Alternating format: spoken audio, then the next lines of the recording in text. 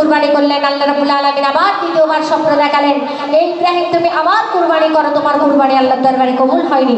তিনি দ্বিতীয়বার আবার 100 উট কুরবানি করলেন, তাতেও তিনি সফল হলেন না। সর্বশেষে তিনি তার নিজের সন্তানকে কুরবানি দেওয়ার জন্য তৈরি হয়ে গেলেন এবং সেই কুরবানি যখন দিতে নিয়ে যাচ্ছে, কেমন ভাবে তিনি তার সন্তানকে কুরবানি করেছিল কবি লিখছে, দেখো বিষয়টা তুলে দেন।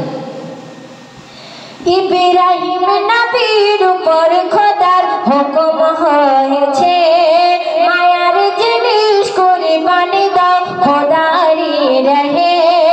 ইব্রাহিম নবীর উপর খোদার হুকুম হয়েছে, মায়ার জিনিস কুরবানি দাও খোদারি রহে।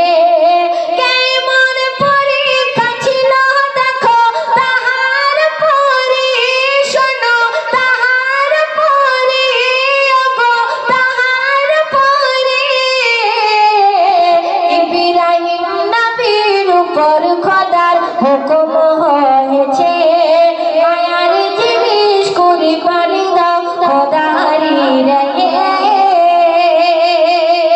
আল্লাহ রাব্বুল আলামিন যখন বারবার স্বপ্ন দেখালেন, ইব্রাহিম নবী কি করছে আমি ছন্দের মাধ্যমে লিখছে, দেখো খোদার হুকুম করতে পালন নবী ইব্রাহিম, ওগো নবী ইব্রাহিম কুরবানি দিতে শুইয়ে দিল বেটা ইসমাইল। শোনো বেটা ইসমাইল, খোদার হুকুম করতে পালন নবী ইব্রাহিম, ওগো নবী ইব্রাহিম কুরবানি দিতে শুইয়ে দিল বেটা ইসমাইল, ওগো বেটা ইসমাইল কুরবানি দিতে শুইয়ে দিল বেটা ইসমাইল। শোনো বেটা ইসমাইল, ওগো বেটা ইসমাইল খোদার খুশির তারি হৃদয় দেখো উজাড় করেছে, খোদার খুশির তারি হৃদয় দেখো উজাড় করেছে। ইব্রাহিম নবীর উপর খোদার হুকুম হয়েছে। আল্লাহ রাব্বুল আলামিন যখন বারবার স্বপ্ন দেখাতে লাগলেন, কি কমিয়ে দাও আগের মতো সাউন্ডটা করেন তো।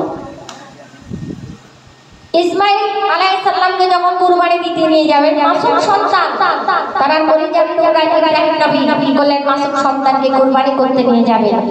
কেমন ভাবে কবি বলছে, দেখো ইসমাইল ছিল তাদের কাছে বড় আদরের, শোনো বড় আদরের। ইব্রাহিম নবীর কাছে প্রভু সেটাই চেয়েছে, ওগো সেটাই চেয়েছে। ইব্রাহিম নবীর কাছে প্রভু সেটাই চেয়েছে, শোনো সেটাই চেয়েছে, ওগো সেটাই চেয়েছে।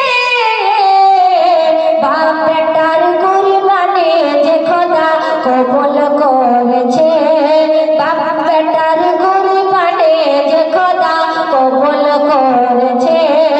ইব্রাহিম নবীর উপর খোদা হুকুম হয়েছে।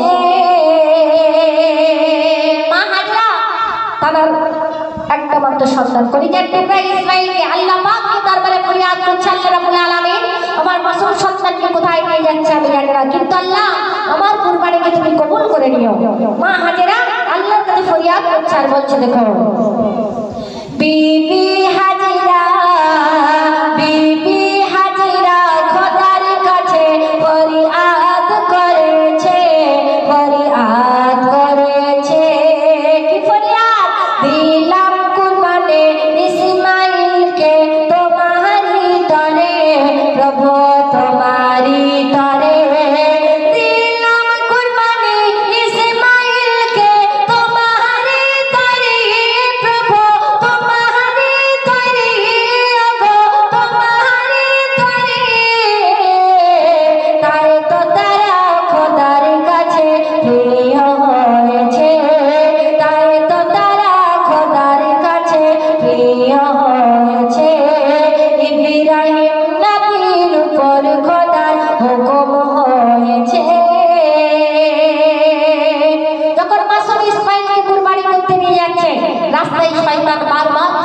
বাধা দিচ্ছে, ইব্রাহিম তুমি ইসমাইল তুমি যেও না, তোমাকে কুরবানি করবে।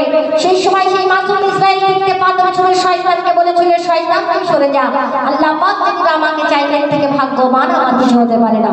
ইব্রাহিম নবী কি করলেন, মাসুম সন্তানকে জমিনে ফেলে দেওয়ার আগে মাসুম সন্তান ইসমাইল বলছে, আব্বা জান আপনি আমাকে কুরবানি করতে নিয়ে যাচ্ছেন আমি জানি, কিন্তু আপনি কোনোদিন আমার গলায় ছুরি চালাতে পারবেন না, কারণ আপনি আমার আব্বা জান, যখন আমার গলায় ছুরি চালাবে আপনার দু চোখ ফেটে পানি পড়বে, আপনি সহ্য করতে পারবেন না, আপনি চোখে রুমাল বেঁধে নেন। ইসমাইলের কথা শুনে ইব্রাহিম নবী কি করলেন, চোখে রুমাল বেঁধে নিলেন, বিসমিল্লাহ আল্লাহু আকবার বলে যখন মাসুম সন্তানের গলায় ছুরি চালালেন, আল্লাহ রাব্বুল আলামিন ফারিস্তার দ্বারাই একটা দম্বা সরিয়ে ইসমাইলকে তুলে নিলেন। কবি বলছে দেখো, ইব্রাহিম নবী চালাই ছুরি ইসমাইলের গলায়, শিশু ইসমাইলের গলায়, জান্নাতি পশু কুরবানি হলো ইসমাইল কুরবানি নাহি হয়, ইসমাইল কুরবানি নাহি হয়। ইব্রাহিম নবী চালাই ছুরি ইসমাইলের গলায়, শিশু ইসমাইলের গলায়, জান্নাতি পশু কুরবানি হলো ইসমাইল কুরবানি নাহি হয়, ইসমাইল কুরবানি নাহি হয়, জান্নাতি পশু কুরবানি হলো ইসমাইল কুরবানি নাহি হয়, শোনো ইসমাইল কুরবানি নাহি হয়, কুরবানি নাহি হয়।